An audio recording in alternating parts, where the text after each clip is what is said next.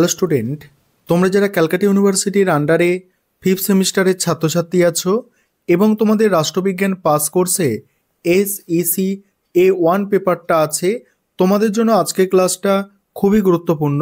আজকের ক্লাসে তোমাদের 2022 সাল, 2021 সাল এবং 2020 সাল অর্থাৎ এই 3 বছরের প্রশ্নপত্রের এসএকিউর সমাধান নিয়ে আলোচনা করব, যেটা তোমাদের পরীক্ষার জন্য খুবই গুরুত্বপূর্ণ। তোমাদের SEC A1 যে পেপারটা আছে, এই পেপারটার নাম হচ্ছে লিগাল লিটারেসি। এই পেপারটা থেকে প্রশ্ন উত্তরগুলো আলোচনা করছি।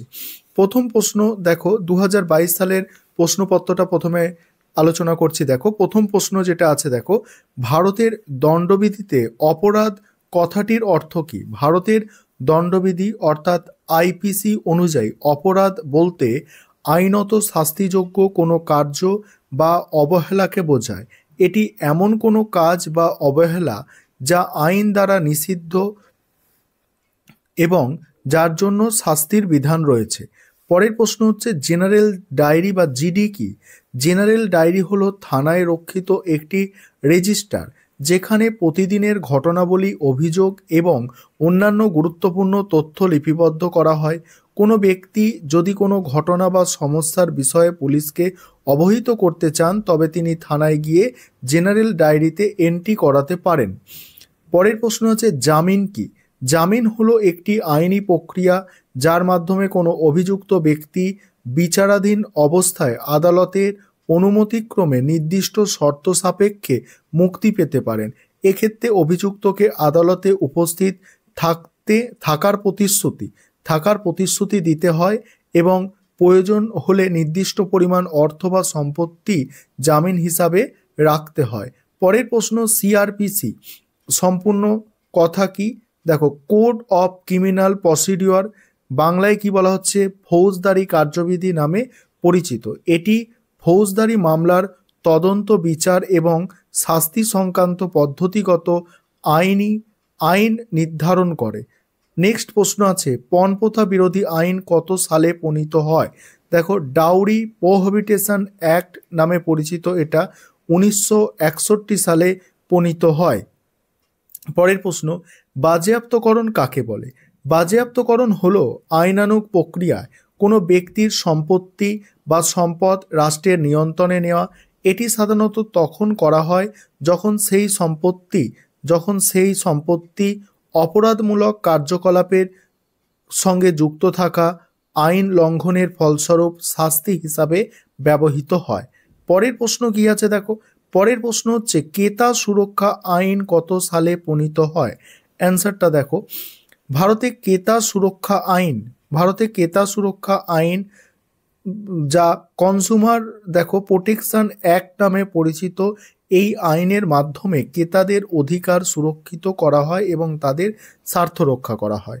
পরের প্রশ্ন কি আছে দেখো, পরের প্রশ্ন পোটা।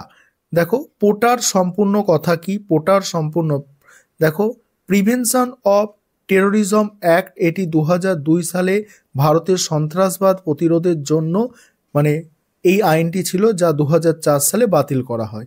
নেক্সট প্রশ্ন এফআইআর এর পূর্ণ রূপ কি? এফআইআর এর পূর্ণ রূপ দেখো, এফআইআর এর পূর্ণ রূপ হচ্ছে দেখো ফার্স্ট ইনফরমেশন রিপোর্ট। এটি কোনো অপরাধ সংগঠিত হওয়ার পর থানায় দায়ের করা প্রথম লিখিত অভিযোগ, যা তদন্তের ভিত্তি হিসাবে ব্যবহৃত হয়।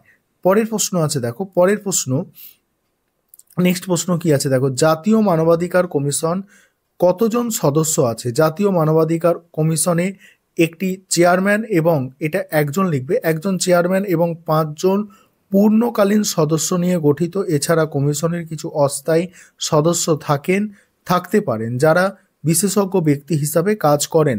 তারপরে দেখো পরের প্রশ্ন সাইবার অপরাধ কি? সাইবার অপরাধ কি? দেখো সাইবার অপরাধ, দেখো অ্যান্সারটা তোমরা দেখে নাও। সাইবার অপরাধের অ্যান্সার, সাইবার অপরাধ হলো কম্পিউটার, ইন্টারনেট ও ডিজিটাল ডিভাইসে ব্যবহার করে সংগঠিত অপরাধমূলক কার্যকলাপ। আর এই অপরাধের মধ্যে রয়েছে হ্যাকিং, ফিশিং, সাইবার বুলিং, পরিচয় চুরি, এইসব। তারপরের প্রশ্ন কি আছে দেখো, পরের প্রশ্ন আছে যে কোনো একটি সাইবার অপরাধের উদাহরণ দাও। সাইবার অপরাধের উদাহরণ দেখো, হ্যাকিং হলো সাইবার অপরাধের একটি উদাহরণ। যে কোনো ব্যক্তি অবৈধভাবে অন্যের কম্পিউটারের সিস্টেম বা নেটওয়ার্কে প্রবেশ করে তথ্য চুরি বা ক্ষতি করে। তারপরে রাজ্য মানবাধিকার কমিশনের যে কোনো একটি কাজ উল্লেখ করো। রাজ্য মানবাধিকার কমিশনের একটি গুরুত্বপূর্ণ কাজ হলো মানবাধিকার লঙ্ঘন সংক্রান্ত অভিযোগ গ্রহণ করা এবং সেগুলিকে তদন্ত করা। এছাড়া তারা মানবাধিকার বিষয়ে জনসচেতনতা বৃদ্ধি এবং প্রশিক্ষণ কার্যক্রম পরিচালনা করে। পরের প্রশ্ন, কখন আটক ব্যক্তিকে হাতকড়া পরানো হয়? আটক ব্যক্তিকে তখনই হাতকড়া পরানো হয় যখন পুলিশ মনে করে যে তিনি পালানোর চেষ্টা করতে পারেন, আত্মহানি করতে পারেন বা অন্যদের জন্য বিপজ্জনক হতে পারেন। এটি সাধারণত গুরুতর অপরাধের ক্ষেত্রে বা আটক ব্যক্তি সহিংস আচরণ করেন তখন প্রয়োগ করা হয়। পরের প্রশ্ন আছে, তথ্যের অধিকার কি? তথ্যের অধিকার হলো নাগরিকদের সেই অধিকার যার মাধ্যমে তারা সরকারি সংস্থার কাছে তথ্যের জন্য আবেদন করতে পারেন এবং সেই তথ্য পাওয়ার অধিকার রাখেন। ভারতের তথ্যের অধিকার আইন 2005 এই আইনটি নিশ্চিত করে। ওই দেখো, রাইট টু ইনফরমেশন অ্যাক্ট 2005। তারপরে 2021 সালের প্রশ্নপত্রের তোমরা সমাধানটা এবারে দেখবে। 2021 সালের প্রশ্নপত্রের সমাধান। প্রথম প্রশ্ন, ভারতের ফৌজদারি ন্যায় ব্যবস্থার যে কোনো একটি আইন, ইন্ডিয়ান পেনাল কোড একটা আইনের নাম। তারপরে protection of women for domestic violence act কত সালে প্রণীত হয়? 2005 সালে। সিআরপিসি কত সালে তৈরি হয় এটা? দেখো, প্রথম 1861 সালে প্রণয়ন করা হয়, পরবর্তীকালে 1898 সালের 22 মার্চ প্রকাশ করা হয়। অভিযুক্তকে হাতকড়া পরানোর একটা শর্ত কি? আদালতের অনুমতির প্রয়োজন হয়। বলছে অভিযুক্তকে হাত পরানোর জন্য আদালতের অনুমতির প্রয়োজন হয়। নিবর্তনমূলক আটক আইন কি? নিবর্তনমূলক আটক আইন। পরের প্রশ্ন উত্তরগুলো আলোচনা করব, তার আগে যে বিষয়টা তোমাদের বলার আছে, তোমাদের জন্য এই সাবজেক্টের ওপরে স্টাডি মেটেরিয়াল তৈরি করা হয়েছে। তোমরা যারা স্টাডি মেটেরিয়াল পারচেস করতে ইচ্ছুক আছো, নিচে যে নম্বরটা দেখতে পাচ্ছ এই নম্বরে যোগাযোগ করে স্টাডি মেটেরিয়াল পারচেস করতে পারো। বর্তমানে আমাদের স্টাডি মেটেরিয়ালের দাম অর্থাৎ প্রাইস হচ্ছে 400 টাকা। দেখো, তারপরে প্রশ্নের উত্তরটা দেখো, এখানে যেটা প্রশ্নটা ছিল নিবর্তনমূলক আটক আইন কি? নিবর্তনমূলক আটক আইনটা দেখো, নিবর্তনমূলক আটক আইন হলো এমন একটি আইন যা নির্বাহী বিভাগকে কোনো অভিযোগ গঠন বা বিনা বিচারে ব্যক্তিকে আটক রাখার ক্ষমতা প্রদান করে। তারপরে দেখো, আইপিসির পূর্ণ রূপটি কি? আইপিসির পূর্ণরূপ ইন্ডিয়ান পেনাল কোড। পরের প্রশ্ন কি আছে দেখো, পরের প্রশ্ন আছে উপভোক্তা আইন অনুসারে উপভোক্তা কে? উপভোক্তা হলেন সেই ব্যক্তি যিনি কোনো পণ্য বা সেবা ক্রয় করেন বা ব্যবহার করেন। পরের প্রশ্ন আছে ইউএপিএ। ইউএপিএর পুরো কথা দেখো, আনলফুল অ্যাক্টিভিটিস অ্যাক্ট অর্থাৎ প্রিভেনশন অ্যাক্ট। গ্রেপ্তার হওয়া ব্যক্তির একটি অধিকার উল্লেখ করো। গ্রেপ্তার হওয়া ব্যক্তির অধিকারের মধ্যে অন্যতম হলো আত্মপক্ষ সমর্থনের অধিকার। তথ্যের অধিকার আইন কত সালে প্রণীত হয়? তথ্যের অধিকার আইন 2005 সালে প্রণীত হয়। Right two information act. জাতীয় মানবাধিকার কমিশনের সদস্যকে কে নিয়োগ করে? রাষ্ট্রপতি নিয়োগ করেন। পরের প্রশ্ন, হিন্দুদের যে কোনো দুটি ব্যক্তিগত আইন। দেখো, হিন্দু উত্তরাধিকার আইন এটা হচ্ছে 1956 এবং হিন্দু বিবাহ আইন 1955। তারপর দেখো, প্রথাগত আইন বলতে কি বোঝো? প্রথাগত আইন বলতে সমাজে প্রচলিত রীতিনীতি ও প্রথার ভিত্তিতে গঠিত আইনকে বোঝায় যা রাষ্ট্রীয় অনুমোদন প্রাপ্ত নয়। নেক্সট আছে দেখো, কনজেবল অপরাধ। কনগনিজেবল অপরাধের দুটি উদাহরণ দেখো, খুন আর হচ্ছে ডাকাতি। নেক্সট আছে দেখো, রাষ্ট্রের বিরুদ্ধে অপরাধের একটি উদাহরণ দাও।